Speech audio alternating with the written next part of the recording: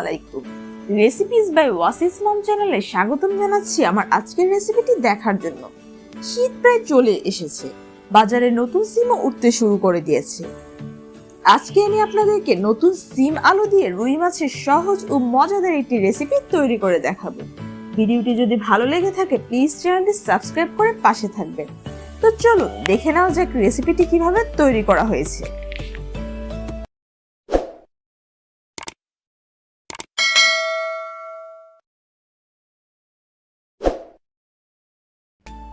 সিম আলু দিয়ে রুই মাছের ঝোল রান্নার জন্য আমি এখানে 250 গ্রাম সিম, মিডিয়াম সাইজের 5 টুকরো রুই মাছ, 2টা মিডিয়াম সাইজের আলু নিয়েছি। আলুগুলোকে আমি পাতলা করে লম্বা ভাবে কেটে নিয়েছি। মাছগুলোকে আমি 1/4 চা চামচের মতো হলুদ গুঁড়া এবং সামান্য কিছুটা লবণ দিয়ে মাখিয়ে নিচ্ছি।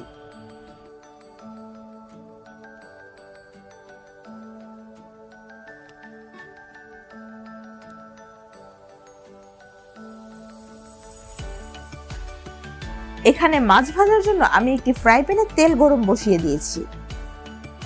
তেলটা গরম হয়ে আসলে আমি মাছগুলোকে দিয়ে দেব। বেশি নাড়ানাড়ি করা যাবে না, তাহলে মাছগুলো ভেঙে যেতে পারে।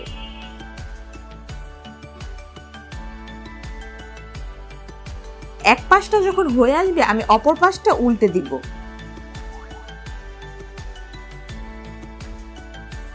হাই হিটে আমি মাছগুলোকে ভেজে নিব।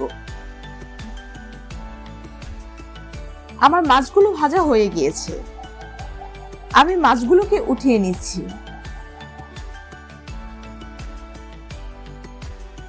একই ফ্রাই প্যানে আমি কেটে রাখা সেই সিম আলুগুলো দিয়ে দেব এবং হাই হিটে ভেজে নেব।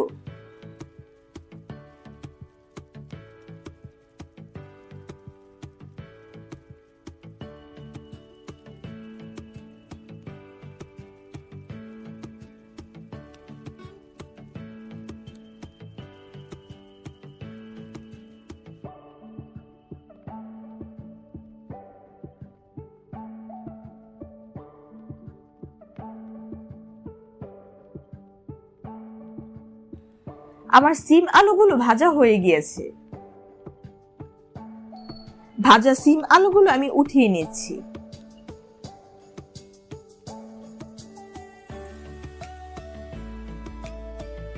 এই ফ্রাই প্যানে আমি একটা মিডিয়াম সাইজের পেঁয়াজ কুচি দিয়ে দেব।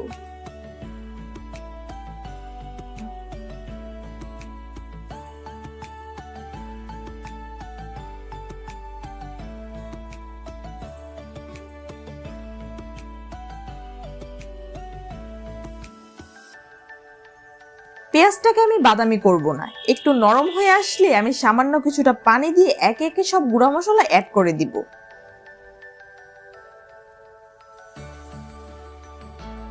দিয়ে দেব 1 চা চামচ হলুদ গুঁড়া, 1 চা চামচ মরিচ গুঁড়া, 1 চা চামচ ধনিয়া গুঁড়া, স্বাদ মতো লবণ।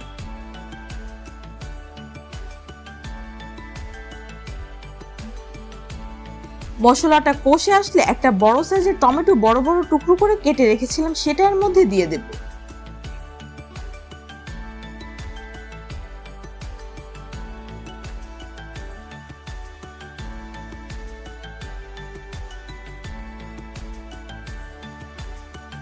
টমেটোটা যখন একটু নরম হয়ে আসবে আমি সেই ভেজে রাখা সিম আলুগুলো এই মশলার মধ্যে দিয়ে দেব।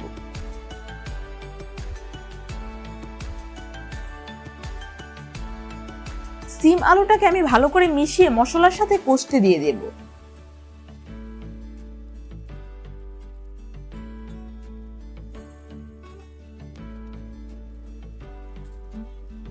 সিম আলুটা যখন মশলার সাথে ভালো করে কষে আসবে আমি ঝোলের জন্য সেই সিম আলু রাখার বাটিটা ধুয়ে পানি দিয়ে দেব। আরো 1 কাপ পানি আমি অ্যাড করে দিব। এবার সেই ভেজে রাখা মাছগুলো আমি একে একে দিয়ে দেব।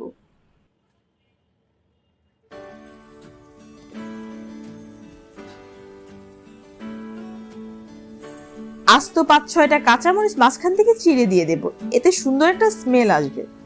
এবার সবকিছু আলতো করে নেড়ে ঢাকনা দিয়ে ঢেকে রেখে দেব 10 মিনিটের জন্য। 10 মিনিট পর ঝোলটা যখন কমে আলুটা সেদ্ধ হয়ে আসবে সেই পর্যায়ে কিছুটা ধনেপাতা দিয়ে দেব। ঢাকনা দিয়ে ঢেকে রেখে দেব আরো 5 মিনিটের জন্য এবং চুলার আঁচটা কিন্তু একেবারে লোতে থাকবে। ফিরে আসছি 5 মিনিট পর। এরই মাঝে আমার রুই মাছ দিয়ে সিম আলু ঝোলের তরকারিটা হয়ে গিয়েছে। এই তরকারিটা দেখতে যতটা লোভনীয় হয়েছে, খেতে কিন্তু তার থেকে অনেক বেশি মজাদার হয়েছে। আপনারা অবশ্যই ঘরে ট্রাই করবেন। আশা করছি আমার আজকের রেসিপিটি আপনাদের কাছে ভালো লেগেছে। ভালো লাগলে ছোট্ট একটা লাইক অবশ্যই দিতে ভুলবেন না। সবার সুস্থতা কামনা করে আজকের মতো এখানেই বিদায় নিচ্ছি। আল্লাহ হাফেজ।